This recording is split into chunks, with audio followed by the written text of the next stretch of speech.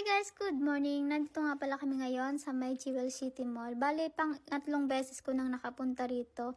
Matagal na namin plan ng kaibigan ko na gumala ulit dito kaso nga wala akong time kaya ngayon na lang ulit siya natuloy kasi nga free na ako. And ayan, nakita namin tong garden na to. Bale, itong garden na to guys, nasa 6th floor siya ng mall. Nakita namin kasi ang ganda niya guys kasi sabi ng kaibigan ko is mag-picture-picture daw kami dito tapos mag-video-video. Tapos nag-present siya na i-video-video niya nga ako kasi nga alam niya na yun, pang-upload ko ba, kunwari sa TikTok, ganun. At nakita namin nga to, super perfect niya guys, pag picture-picture.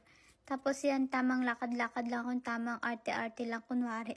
Pero ang totoo, nahihiya ako dyan guys, kasi nga may nakatingin. Itong time na to guys, is nagpunta na kami dito sa restaurant na to. Sabi kasi ng friend ko na masarap daw yung mga food dito, kaya sabi ko, sige, try nga namin. Nakakatuwa din kasi nandito na yung monitor. Bali, dito ka napipili ng gusto mong orderin. Tapos, pwedeng dito ka na rin magbayad kasi nga may lagayan din siya dyan ng card. Medyo ako kasi first time ko din yan. Pili-pili lang kami ng kakainin namin. Na pa yung kaibigan ko kasi hindi niya alam yung drinks niya. Ang sarap ng food guys. Tapos, ayan, pili-pili lang. Then, medyo uligaga pa nga ako dyan kasi nga first time ko. Tapos, paglagay ko dyan ng card, inaano kung okay na ba siya. Kasi walang lumalabas na resibo.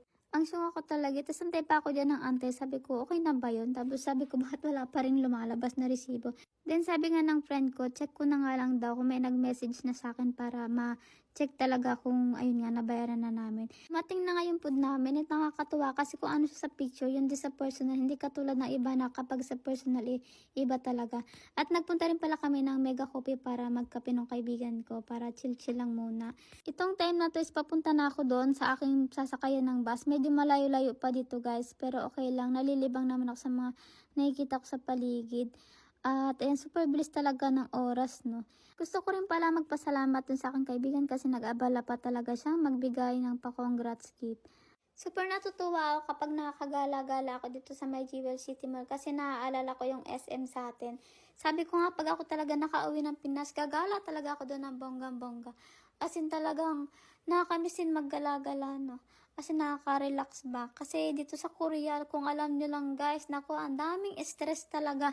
Maganda lang talaga siya sa mga sa mga nagbe-vacation dito, pero pag dito ko talaga nakatira, hindi mo rin talaga maiwasang hindi ma-stress sa buhay dito at sa marami pang bagay-bagay. Ang dami ko nang nasabi pero hindi pa rin tayo nakakarating sa ating paroroonan. Hanggang ngayon ay hindi pa rin talaga ako familiar sa mga sakayan. Bali itong pupuntahan ko, ito lang talaga yung alam ko na merong direct doon sa papunta sa amin.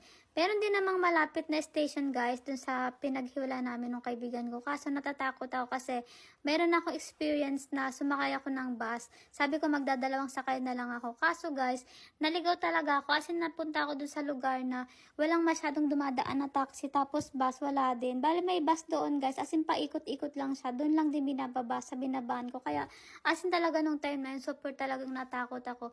Buti na lang talaga at may tumulong sa akin. At yan, nandito na tayo, nakasakay na ako ng bus. At yan, dahil nakaupo na ako at nakaramdam din ako ng antok, siguro dahil sa kabusugan pa rin, gawa nung kinain namin kaninang kaibigan ko. As in talaga ang sarap niya guys, at saka sulit na sulit. Kaya sabi nga namin, kapag nagpunta ulit kami dito, babalikan namin yun. Tatry naman namin yung ibang pagkain kasi ang sarap niya guys. Tapos pasok pa siya sa budget namin. Bago matapos ang aking video, gusto ko lang magpasalamat sa inyo. Maraming salamat sa panonood. See you on my next vlog. Bye!